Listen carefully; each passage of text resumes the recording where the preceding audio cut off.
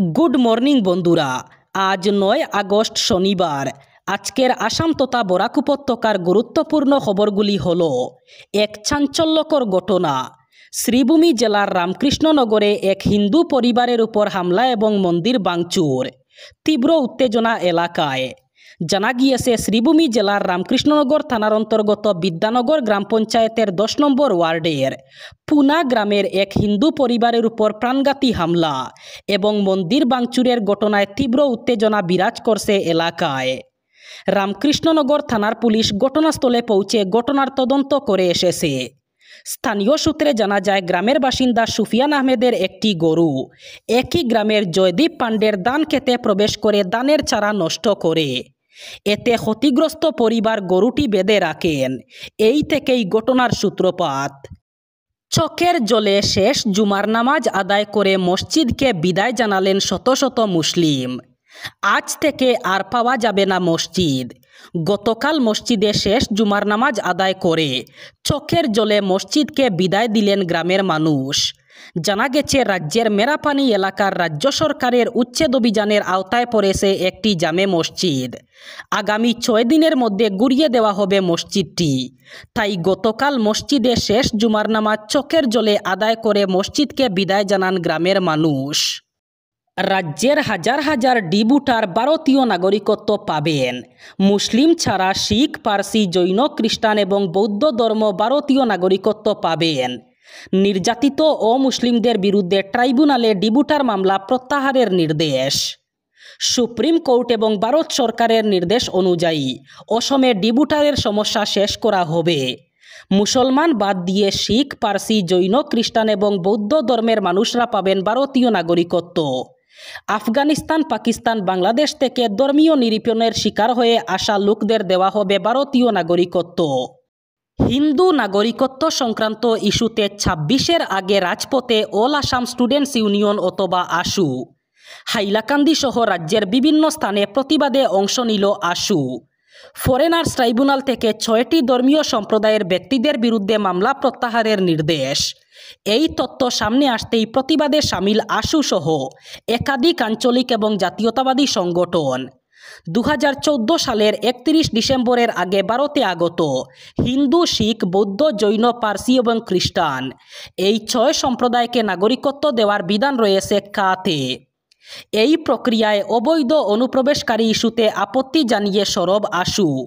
হাতে হাতে প্লেকার্ড নিয়ে আইনটির প্রতিলিপি প্রতীকীভাবে দাহ করে প্রতিবাদ। অনুপ্রবেশকারীদের নাগরিকত্বের হাতিয়ার হয়ে উঠেছে আধার কার্ড। শুধু কয়েক হাজার টাকার বিনিময়ে বিক্রি হচ্ছে ডাকসেবকদের আসল ফিঙ্গারপ্রিন্ট। সেই আঙ্গুলের ছাপ ব্যবহার করেই তৈরি হচ্ছে পুরোপুরি আসলের মতো দেখতে অথচ নকল আধার কার্ড। তদন্তে উঠে এসেছে, ডাকঘরের সঙ্গে যুক্ত কিছু চুক্তিভিত্তিক কর্মীর আঙ্গুলের ছাপ সিলিকন মোল্ড কিটের মাধ্যমে নকল করা হচ্ছে।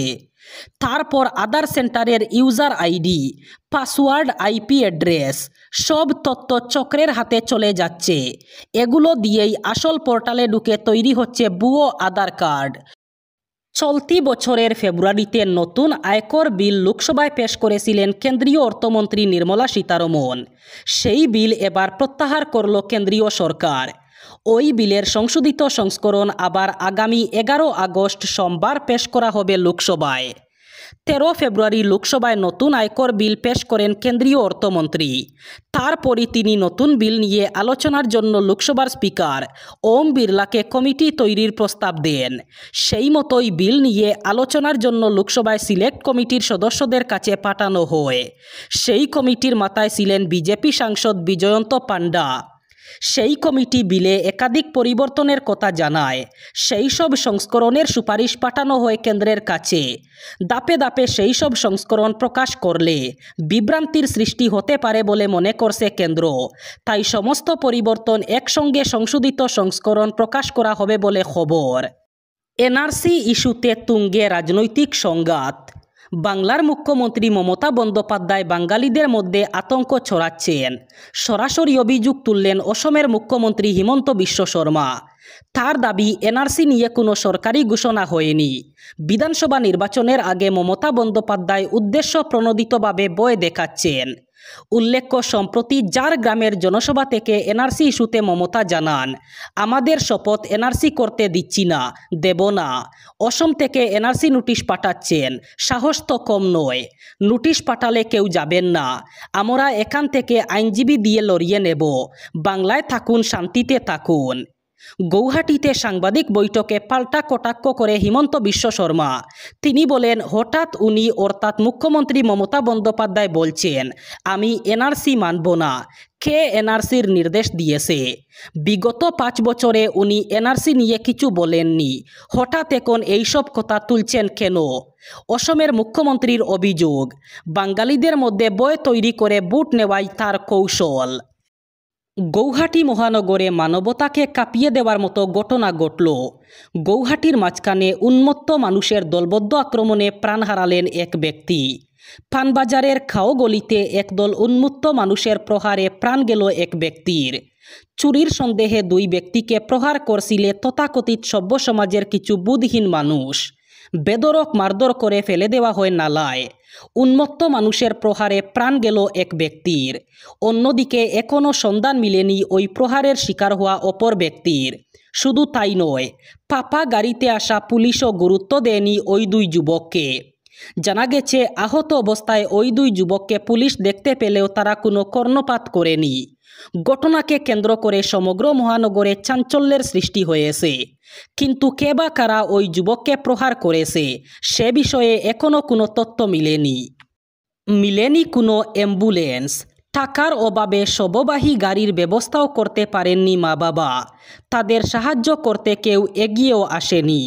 তাই 2 সন্তানের মৃতদেহ কাঁধে নিয়েই হাসপাতাল থেকে বাড়ির পথে হাঁটছেন মা বাবা। মহারাষ্ট্রের গদ্রিচরিতে ঘটে যাওয়া এই হৃদয়বিদারক ঘটনার সাক্ষী থাকল গোটা দেশ। জানা গিয়েছে, 2 পুত্র সন্তানের দেহ কাঁধে নিয়ে 15 কিলোমিটার রাস্তা অতিক্রম করে বাড়ি ফিরেন ওই দম্পতি।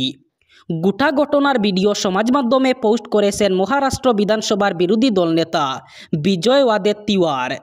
10 বছরের কম বয়সের ওই 2 নাবালক বেশ কয়েকদিন ধরেই অসুস্থ ছিল। জ্বরে ভুগছিল ওই অজ্ঞাত পরিচয় দম্পতির 2 সন্তান। সামর্থ্য না থাকায় সময়মতো সুচিকিৎসার বন্দোবস্ত করতে পারেননি মা বাবা।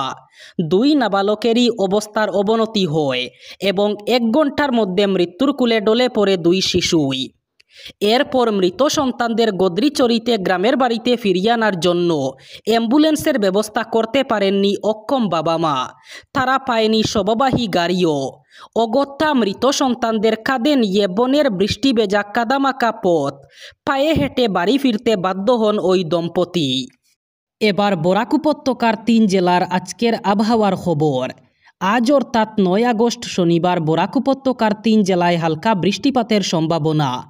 আজ শিলচর কাছাড়ে সর্বোচ্চ তাপমাত্রা থাকবে 29 ডিগ্রি সেলসিয়াস এবং সর্বনিম্ন তাপমাত্রা থাকবে 26 ডিগ্রি সেলসিয়াস।